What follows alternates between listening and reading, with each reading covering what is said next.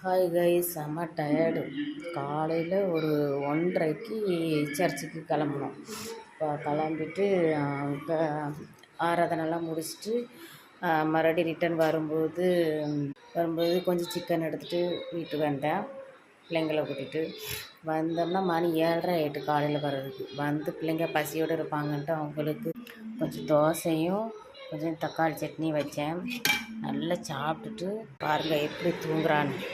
இளைய பொண்ணு என்ன தூங்குறா, மூத்த பொண்ணு என்ன தூங்குறா பாருங்கள்.